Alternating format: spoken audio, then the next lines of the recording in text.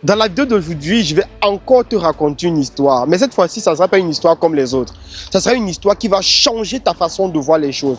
Ça sera une histoire qui va te permettre de passer à un autre niveau de ta vie.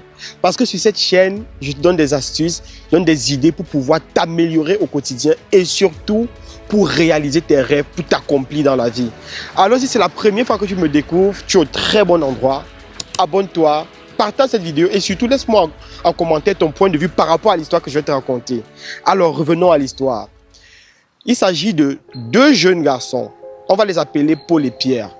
Les deux jeunes vivent dans un village très reculé de la ville. Un jour, Paul appelle son ami Pierre et lui dit « Pierre, nous sommes nés dans ce village. Nous avons vu nos parents vivre de l'agriculture, de l'élevage et de la pêche. Nous n'avons jamais osé ou bien nous n'avons jamais connu autre chose que se lever le matin, aller au champ, aller à l'école et rentrer. Moi, je suis fatigué de tout ceci. J'aimerais découvrir autre chose. » Pierre, tout effrayé, lui dit « Mais non, Paul. Depuis que nous sommes nés, on a toujours vécu comme ça et on n'a eu aucun problème. On mange à notre faim, on n'a pas de soucis et la vie est belle. » Pour Pierre, c'est la belle vie. Mais Paul lui dit « Mais non. Qu'en est-il si de l'autre côté ou bien ailleurs, il y a beaucoup d'autres choses plus bien à faire que ce qu'on fait ici. » Pierre lui dit « De toutes les façons, moi je suis content de ma vie. Je ne compte pas la changer. Si tu veux la changer, change la tienne. Mais la mienne, je compte la garder. » Paul rentra chez lui après, se mit à réfléchir. Il a commencé à réfléchir, s'est dit « Mince, je veux connaître autre chose. Je veux connaître autre chose. » Et c'est là que la réussite commence. Lorsque vous n'êtes plus satisfait de votre moment présent. Lorsque vous vous dites ce que je fais tous les jours, je dois changer. Et le matin, Paul prit une décision radicale d'aller se chercher en ville. C'est comme ça qu'il appela son ami Pierre et lui dit « Bon, je pense que c'est ici que nos chemins se séparent. Moi, je vais aller en ville me chercher. Si tu veux m'accompagner, tu es la bienvenue. Mais si tu as peur, reste au village. » Pierre lui dit « De toutes les façons, bon pied la route. Moi, je reste au village. » Et c'est comme ça que Paul est allé en ville. Ça n'a pas été facile. Paul a souffert. Il a dû dormir dehors. Il a dû subir des agressions parce qu'il avait dans une ville où il ne connaissait personne. Il a dû faire des jobs hideux. Il a dû vraiment souffrir. Mais il a pu se construire quelque chose de solide. Il a pu se construire une petite vie.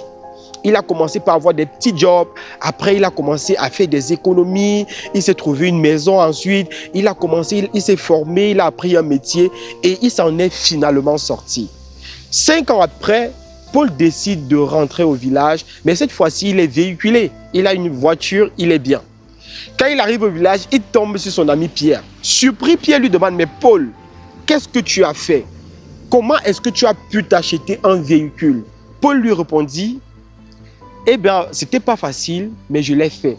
J'ai accepté de sortir de notre zone de confort. » Oui, Paul a accepté de sortir de sa zone de confort, ce que Pierre avait refusé de faire. La morale de l'histoire ici, c'est quoi? Tous les jours, tu fais des choses qui te confortent. Ça peut être dans ton travail, ça peut être dans ta vie, ça peut être dans ta vie familiale, ça peut être dans ta vie de couple, ça peut être dans n'importe quoi, quel aspect de ta vie. Tu es tellement habitué à faire cela que tu te dis qu'il n'y a rien d'autre en dehors de cela. Je suis désolé.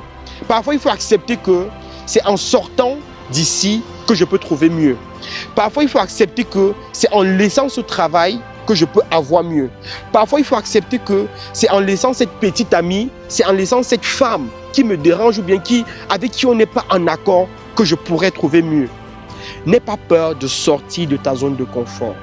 Au travers de cette histoire, j'ai voulu que tu comprennes que sortir de sa zone de confort peut parfois être bénéfique.